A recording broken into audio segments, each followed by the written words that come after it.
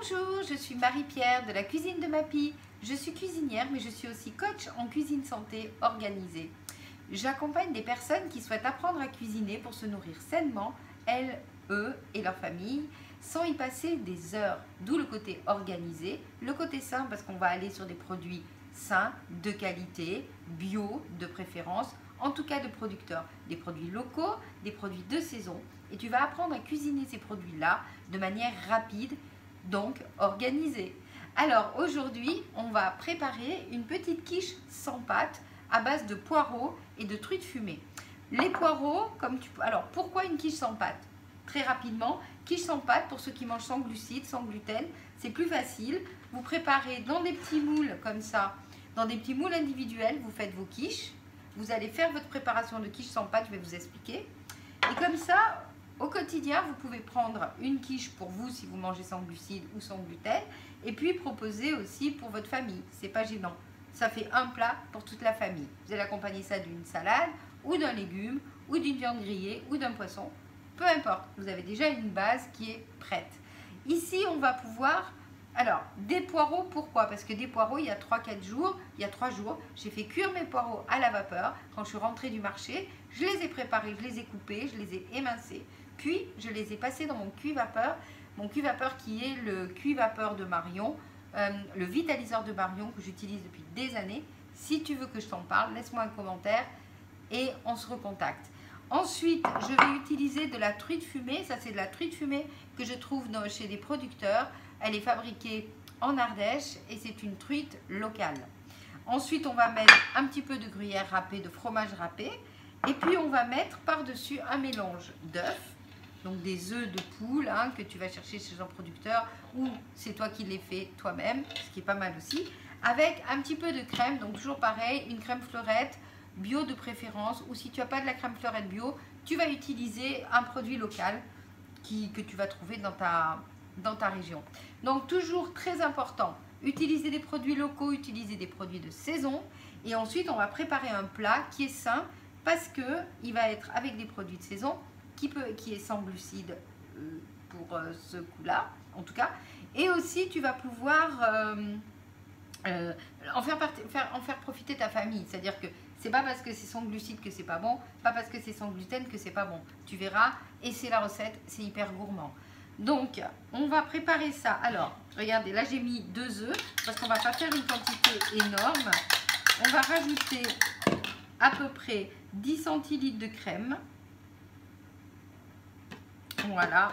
Et je le fais vous voyez, dans un petit récipient qui va me permettre de verser. Parce que c'est important, on va pouvoir verser tout ça dans les moules. Je rajoute un petit peu de sel. Pour être gourmand, pas trop de sel parce qu'en fait la truite fumée est un petit peu salée.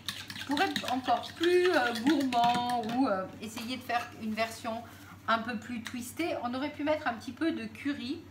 Mais là, ça fait plusieurs fois que je fais des recettes à base de curry, donc j'ai envie de quelque chose d'assez neutre. En revanche, je vais mettre un petit peu de... Regardez, j'ai préparé donc mes herbes. Si tu me suis, tu sais que c'est comme ça que je travaille. Je me prépare toujours des petites herbes qui sont coupées, de la cébette, de la coriandre, du persil. J'ai aussi de l'ail et du gingembre dans mon frigo. Alors, là, en fait, qu'est-ce que je vais bien pouvoir mettre selon mon inspiration? Eh bien, en fait, j'ai envie de mettre un petit peu de verre de cébette.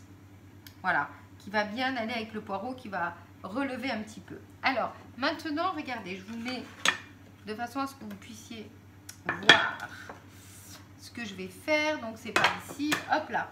Donc là on va mettre un petit peu de poireau dans chacune des tartelettes.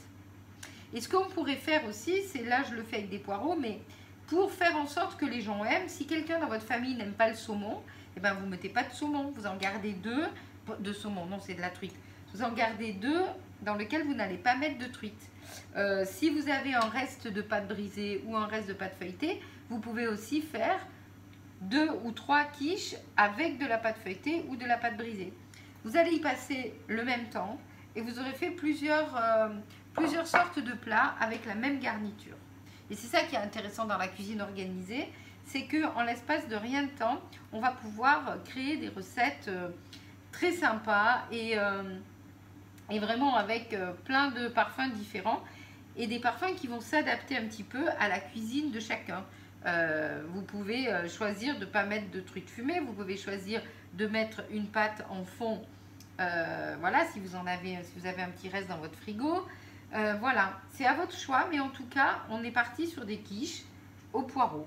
Et vous allez pouvoir travailler comme ça. Alors, là, en fait, on a battu des œufs et de la crème. Je vais donc remplir par-dessus, comme ça, voilà, mes tartelettes à la truite fumée.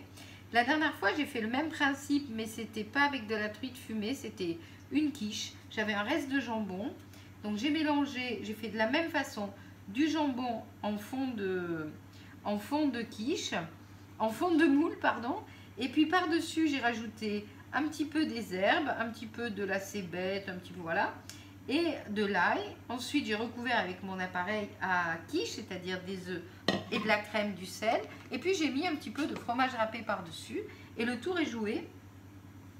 On a comme ça, voilà, des petites quiches qui vont être très jolies en plus. Si vous voulez twister un petit peu l'affaire, vous pouvez mettre des graines. On va mettre quelques graines de pavot, des graines de pavot ou des graines de sésame noir. Vous allez voir, ça va ajouter de la couleur. Et c'est vraiment chouette aussi de pouvoir travailler en rajoutant de la couleur et de la saveur. Moi, c'est ce que j'aime dans la cuisine. C'est créer comme ça, au pied levé, un petit plat qui va être joli, qui va faire son effet et qui est sain et qui est gourmand et qui est rapide. Comme ça, on a toutes les cartes en main. Alors, regardez, je vais mettre des graines de pavot, si vous en avez, des graines de sésame pour le coup. Voilà, il ne m'en reste pas beaucoup, mais vous allez voir comme ça rapporte un petit peu de la couleur. Et le fait de mettre du noir avec le vert, avec le rose de la truite, ça donne un côté vraiment sympa, presque un petit peu gastronomique à votre cuisine. Regardez, vous ne voyez pas très bien parce que c'était un petit peu en faux jour, mais en tout cas, voilà ce que ça donne. Donc là, maintenant, je vais pouvoir enfourner à 180 pendant environ 25 minutes. Donc, je vous laisse avec cette recette. Je vous rappelle que mon objectif, c'est pas de vous donner des recettes, mais c'est vous donner des concepts. Donc là, vous avez un concept qui vous permet de créer rapidement un plat que vous allez pouvoir décliner, que vous allez pouvoir optimiser, que vous allez pouvoir modifier au fur et à mesure des saisons, de vos goûts, du goût de votre tribu, etc. Ça, je vous l'apprends dans mes coachings. Là, c'est un bref aperçu de ce qu'on peut faire ensemble. Si vous avez envie de cuisiner ça et que vous avez envie de rebooster votre énergie à travers l'alimentation. Alors, n'hésitez pas à vous abonner à ma chaîne, n'hésitez pas non plus à m'envoyer des petits commentaires, à partager et puis à mettre un petit like si vous avez aimé la recette. Je vous dis à très bientôt.